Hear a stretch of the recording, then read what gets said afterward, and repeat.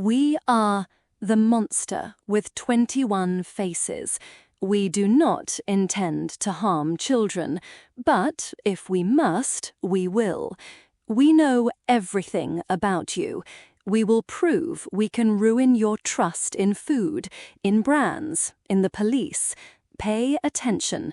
Watch what happens next. Who wrote that?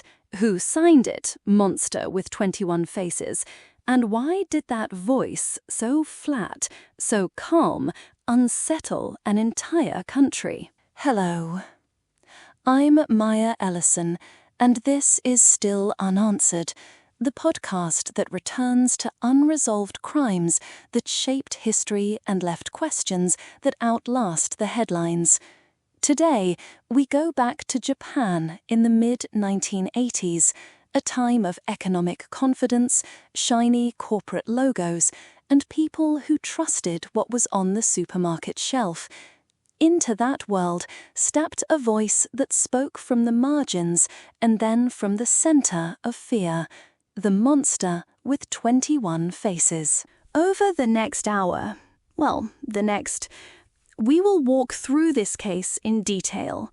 I'll tell you what happened, why the letters and threats mattered beyond immediate danger, and why, more than 30 years later, this campaign still has no definitive answer. I'll also be joined by Dr. Kenji Sato, a criminologist who grew up in Osaka in the 1980s and has studied how the case reshaped public confidence in institutions. Kenji appears in focused segments to explain investigative missteps, linguistic clues, and the cultural landscape that made the monster's letters so effective. For the record, we are not here to sensationalize. This is a story about real people, real fear, and real consequences. It is also, plainly, a mystery with many holes. Our aim is to show you the evidence, the questions, and the ways the case still echoes today. I'll also be joined by Dr. Kenji Sato, a criminologist who grew up in Osaka in the 1980s and has studied how the case reshaped public confidence in institutions. Kenji appears in focused segments to explain investigative missteps, linguistic clues, and the cultural landscape that made the monster's letters so effective. Maya, thanks for having me. I remember parts of this from when I was a child. The city felt smaller somehow, because the idea that even candy could be dangerous was impossible to imagine then. Let's start by setting the scene. Japan in the 1980s. It's often described as the bubble economy. Companies like Asahi Glico, Morinaga, and House Foods weren't just firms, they were household names, trusted makers of snacks, milk, sweets. Parents bought them without a second thought. Packaged food was a symbol of reliability and modernization. Crime, by comparison, was low in many measures. Policing had a reputation for quiet competence. The public expected the police to step in and restore order quickly. And so, when a series of events began, starting with the abduction of a company executive, it wasn't just a corporate incident. It was, for many, a rupture of the social contract. You could feel it in the way people read the newspapers. Right. For many Japanese people at that time, brand trust was almost a social contract. You didn't doubt your candy, and certainly not the company logos you grew up with. So when a domestic brand's leader was kidnapped, and then, shortly after, brand products were threatened with poison, it wasn't only an attack on a company. It felt like an attack on daily life itself. The first major act, and what many investigators call the opening move, was the kidnapping of Katsuhisa Izaki, president of Izaki Glico, in March of 1984. Masked men entered his home late at night, tied up his wife and family members, and forced him into a car. The abductors demanded a ransom. Yet, in a twist that would later raise questions, Izaki managed to escape about 5 days later under unclear circumstances. The media called it a dramatic rescue. The police called it an ongoing investigation. At first glance, some thought it might have been a simple, if violent, kidnapping. Money demanded, pressure applied, man freed. But not long after, the case shifted from an isolated crime to an extraordinary campaign. Money demanded, pressure applied, man freed. Exactly. The operation's timing and precision mattered. The kidnappers targeted a company leader, which tells you they knew the corporate structure and were comfortable aiming pressure at institutions, not just at individuals. Then, almost as if the kidnapping had been a test run, the group escalated by turning to the public. They took to paper. The letters began to appear, taunting notes mailed to newspapers, the police, and the companies themselves. They signed as the Monster with 21 faces. The letters were strange, sometimes mocking, sometimes oddly meticulous, and always designed to grab attention. The group claimed they would poison products, and they weren't bluffing. Tampered items were found in stores, candy bars, biscuits, and simultaneous recalls followed. Parents who previously trusted packaged snacks were suddenly terrified. Glico pulled products from shelves. Other companies, Morinaga, House Foods, were targeted too. The economic damage was substantial, yes, but the real cost was deeper, the erosion of trust. You could see it in empty shelves, in consumer hesitancy, in the way people stopped buying snacks for their kids. For many ordinary families, something they had taken for granted now felt contaminated. And in terms of investigative challenge, the perpetrators had learned how to manipulate media. They understood that a well-worded letter, delivered on the right day, could generate nationwide fear without a single physical crime being committed at that moment. It was a kind of public performance, criminal theater in a way. Let's spend a moment on those letters. The tone was unsettling. What reads as a trashy, taunting note in a film can be a real document made by people who think like writers and media strategists. The monster's letters contained mockery, references to specific corporate failures, and an intimacy with the systems they threatened. Sometimes they used childish rhymes. At other times, they wrote with a dryness that suggested they were enjoying the attention they were getting. Sometimes they used childish rhymes. At other times, they wrote with a dryness that suggested they were enjoying the attention they were getting. Here's a short paraphrase of the style you'll hear repeatedly. "We have tasted your pride. We have found the weakness. Let the consumers tremble. We are patient. We are everywhere." Chilling, right? But beyond emotion, investigators tried to find technical clues in the language. Dialects, phrasing, spelling, the way numbers or dates were written. That linguistic analysis was important. Japanese dialects can reveal regional origins. The use of certain kanji, the choice of honorifics or lack thereof, the way they spelled borrowed words, all could be significant. Some experts believed the letters suggested multiple authors, actually. Different tones, varying levels of education, changes in handwriting, those are the things that suggest a group rather than a lone operator. But the counter-argument was always, could the writers have been deliberately masking their voices? Investigators also looked at other physical clues: ink types, paper sources, adhesive residue on envelopes. In the 1980s, forensic science was not what it is now, but the police still collected what they could. Yet many of those leads petered out. Envelopes traced to generic suppliers, inky fingerprints that didn't match known databases. And even when the public had a glimpse of a potential suspect, the so-called fox-eyed man, the trail went cold. There were multiple sightings. A man with narrow, fox-like eyes seen near stakeout locations and ransom drop sites. Someone captured in grainy surveillance photos. Police produced composite sketches. The media reproduced them. Yet the man was never positively identified. One stakeout, which became famous in coverage at the time, is particularly painful to revisit. Police believed they had the drop location secured.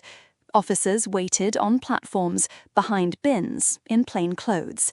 A figure appeared. Someone moved to intercept, and he vanished into the crowd.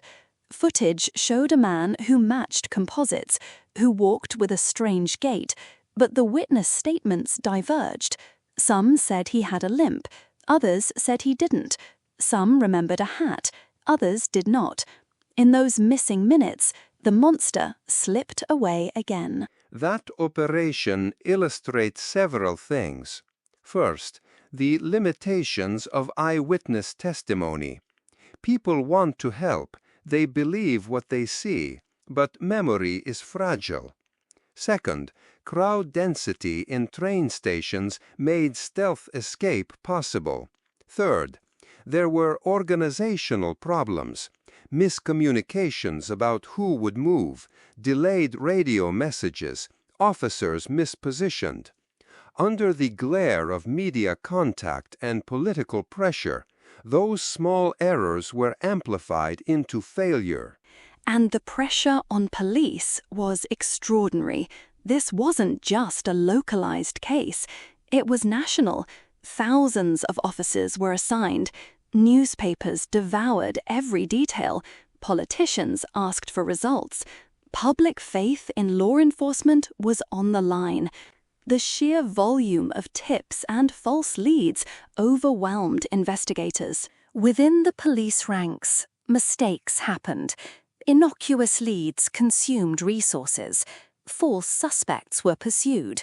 Internal friction grew between prefectural police, who led the inquiries locally, and national units that wanted control. There were public leaks and missteps in handling evidence and media relations. The more the police tried to reassure, the more they seemed to stumble. One of the darkest reverberations was the suicide of Shiga Prefecture Superintendent Shoji Yamamoto. He left a note blaming himself for failing to capture the monster with 21 faces. That event transformed the narrative from one of corporate extortion to a national trauma. It showed how the case had become about honor, about institutional responsibility, about the unbearable weight of not solving a problem that felt solvable. His death is often under-discussed outside Japan, but it matters to understanding why the case remained unresolved. When the investigators themselves are demoralized, when senior officers feel public disgrace so keenly that they take their own lives, it affects how resources are allocated, how narratives are told, and how information is guarded or suppressed. Let's return to the victims beyond the executives and the police. In stores across the country, parents looked at candies and wondered. Grocery aisles were scoured. Companies undertook massive product recalls. Some smaller businesses folded under the pressure.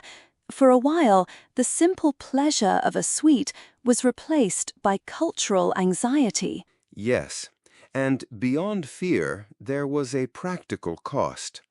Food companies invested heavily in new packaging security and tamper-evident seals. There were regulatory changes and, crucially, a new corporate playbook for crisis communication. In later years, Japanese companies often point back to the monster with 21 faces as the moment they learned to speak to the public transparently, to manage recalls with speed, and to treat brand trust as fragile and sacred.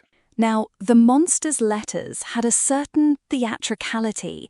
They were at once taunting and oddly conversational. Listen to this paraphrase of one passage investigators circulated from a letter. "We are not monsters in the way you imagine. We are entertainers. We will take down your beautiful companies one by one until you bow."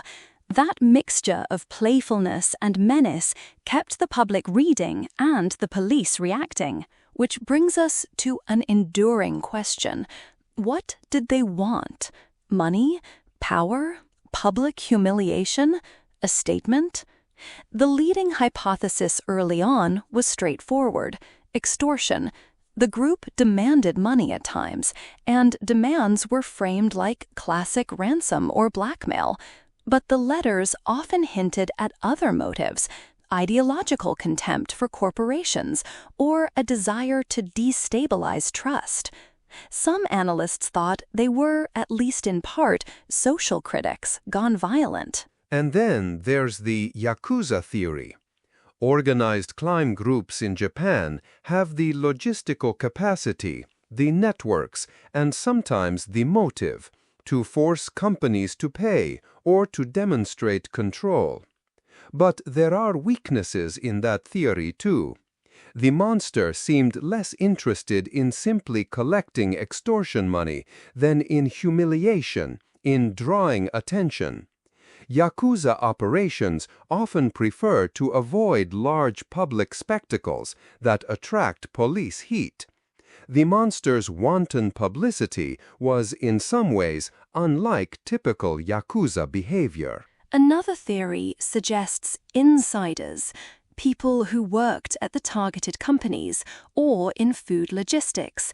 Those insiders would know packing processes, distribution channels, and where to place tampered items to maximize fear while minimizing traceability.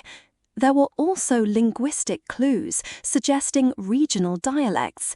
Interviewed analysts debated whether those signals pointed to a localized team or to someone staging clues. One important point: there were likely multiple minds involved. The letters evolved not just in tone but in sophistication. If you look at the earlier communications, you see different handwriting styles, shifts in rhetoric, and changes in how they handled evidence. That can indicate either a group dynamic, someone deliberately altering style to confuse investigators, or even copycats who joined in. We should talk about the final letter and the Vanishing Act. In 1985, after months of terror, the monster sent a communication that effectively said, "That's enough, we're finished." The language carried the usual arrogance, a kind of mock valedictory. "We are tired of playing. You should be grateful for the excitement. We will disappear." And then they did. No further verified letters, no new tampering attributed to them. That silence is, in some ways, more disturbing than continued threats. How does a group with that capability disappear? There are a handful of reasonable possibilities. They were arrested for something else and never tied to the campaign. They voluntarily disbanded. Internal conflict led to breakup, or they simply stopped because the cost-benefit shifted. Attention waned and risk increased. The truth is, we don't know. Another possibility is that some members left Japan or moved to different cities or died. Time changes the human element. People drift apart, retire, or get caught up in other crimes. But the lack of a single confessional or even a leaked memoir makes it harder. In many high-profile cases, someone boasts later, in a bar or on paper. Here, only silence remained. We should go through the leading theories more systematically now, and be careful. This is sensitive. Decades of speculation have named people and groups, sometimes without strong evidence. We'll avoid naming private individuals as guilty. Instead, let's outline categories and what supports or contradicts each. First, organized crime, especially Yakuza. Supporting points: logistical know-how, coordination, occasional extortion of corporates in Japan's history. Against it, the monster's appetite for publicity, which is risk-heavy, and a lack of clear financial trail that would suggest typical Yakuza profit motive. Second, disgruntled insiders or corporate saboteurs. Supporting points: specific knowledge of packaging, distribution, and company operations. Possible access to locations for tampering. Against it, the breadth of the campaign across multiple companies suggests a wider network or someone willing to travel to other regions. Also, insiders might be assumed to want to avoid outright criminal escalation that brings police scrutiny. Third, a small extremist or political group. Supporting points: letters sometimes carried political language or moralizing tones. Against it, the rhetoric seemed personal and mocking rather than systematically ideological, and there's no record of any political manifesto connected to the monster. Fourth, thrill seekers or copycat individuals. Supporting points: the theatricality could be for attention, for a need to be notorious. Against it, the technical risks of product tampering and maintaining a sustained campaign across years make it less likely that it was only amateurs. There were also named suspects in the public domain over the years, some arrested in related crimes, some discussed in journalists' books, but most were never charged with monster-related crimes. In some cases, leads were quietly shelved. The passage of time and statutes of limitations, which have changed in Japan since the 1980s, turned active investigations into archival puzzles. Speaking of time, the forensic limitations of the era matter. This was pre-CCTV ubiquity, pre-automated fingerprint databases, pre-easy DNA testing. Evidence that today might be swabbed and preserved for DNA now had to rely on eyewitness testimony, basic fingerprint comparison, and paper trail analysis. Many potential traces were simply ephemeral. It's worth pausing here to think about how different the investigative landscape is now. Imagine if the letters had been dropped in locations with modern CCTV, faces, gait patterns, unobstructed timelines, or if preserved envelopes could be retested with modern DNA techniques. Theoretically, new tools could produce new leads.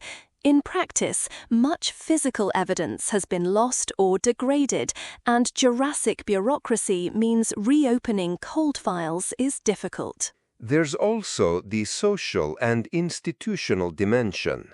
The case embarrassed authorities and some corporations.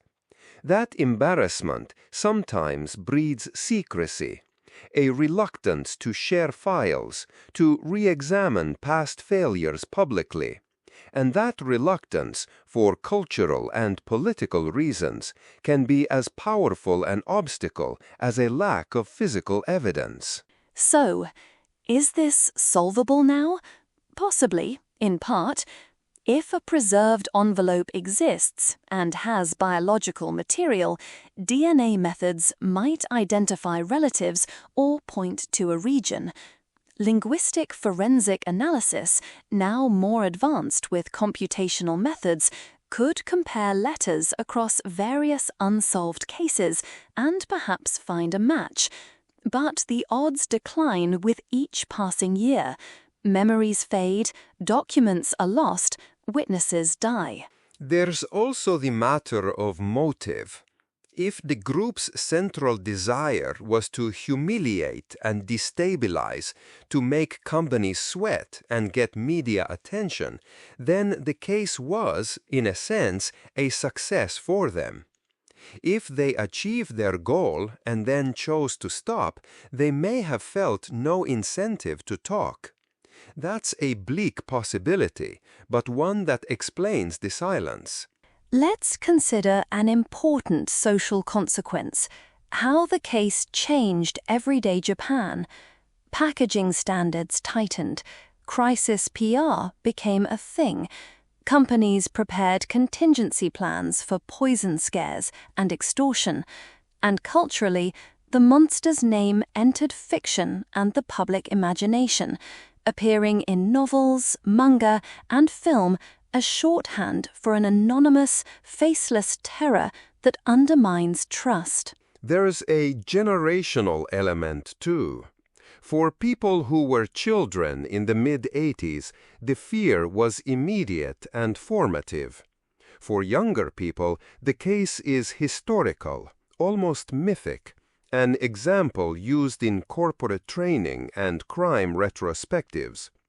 That difference shapes how the story is told: personal memory versus archival case study. I want to read a brief excerpt from one of the letters, a paraphrase again, because these texts have been republished in various forms and translations. This one shows their typical mixture of mockery and command. You, makers of sweets, sit on your pedestals. We will test your golden labels. We will find the place that makes you weak. Applaud us or pay us. That tone, equal parts taunt and instruction, is what made the letters so corrosive. It forced companies to choose between transparency and panic. Some corporations reacted quickly and openly, a move later praised. Others tried to contain information and were criticized when the truth emerged. The monster reshaped corporate crisis strategy in Japan because silence no longer calmed a fearful public. I'll add that this case exposed something about public trust in institutions more broadly. Japan often prides itself on social cohesion, people taking public responsibility, companies caring about customers. An attack that undermines those expectations creates a kind of cognitive dissonance.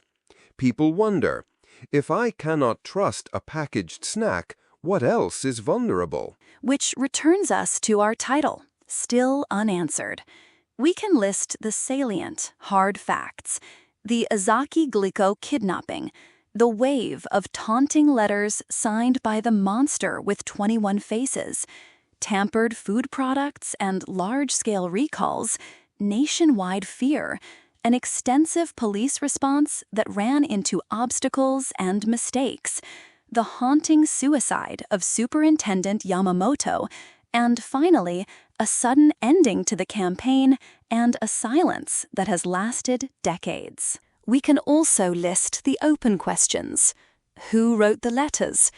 How many people were involved? What exactly motivated them? Were they ever identified by police files that remain sealed?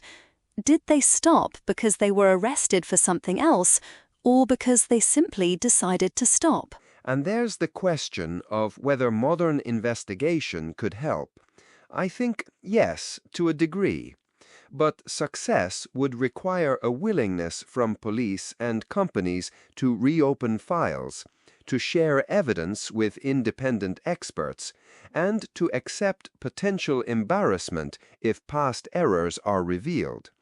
It's not only a technical problem, it's also institutional. Reconciliation with the past is hard. Before we close, I want to return to a human note. When you read about this case, it's easy to fixate on the letters and the dramatics, but real people were affected in quiet ways. Small store owners who lost customers, families who stopped giving their children afternoon snacks, police officers who lost sleep, and in one case, a life. Those consequences ripple through time. Dr. Sato, as someone who grew up during this era, how did it feel on the ground? What do people still remember? Maya, I remember my mother refusing to buy certain brands for months.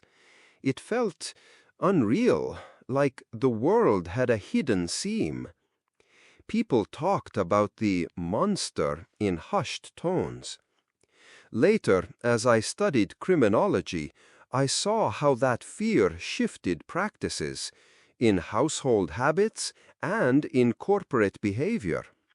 Even now, in lectures, students mention the monster as a case that made their grandparents watch the news more closely. Thank you. And for listeners who want to think further, if you had to pick a theory from those we discussed, which seems most plausible to you? I'll be candid. I find the idea of a small, organized group, perhaps with some insiders and contacts, maybe with at least one person who knew media dynamics, the most convincing. The operational competence and the rhetorical choices point to a group that understood both logistics and publicity. I agree with some caution. The hybrid theory, part insider knowledge, part organized criminal or skilled amateurs, fits the evidence best. Pure yakuza or pure thrill-seeking both miss pieces. But I'll stress, the evidence is thin, and scent trails grow faint after decades. We'd like to invite careful, respectful discussion. If you post thoughts online or write to us, remember, this episode involves people who are still alive and families who remain affected. Speculation can be harmful. If you have verifiable documents or sources, consider reaching out to academic researchers or journalists who can examine material responsibly. Next week on Still Unanswered, we'll take on another case where evidence stops just short of a clear answer and where the ripple effects shaped a community for years. It's another slow, unsettling story, and I think you'll find the parallels instructive. For now, let the silence of the monster with 21 faces be a reminder. Not every crime is solved. Not every mystery yields to time. Some questions remain open because we lack data. Others remain open because we're not sure we want the answers they might reveal. Thank you for listening. This is Maya Ellison. Good night.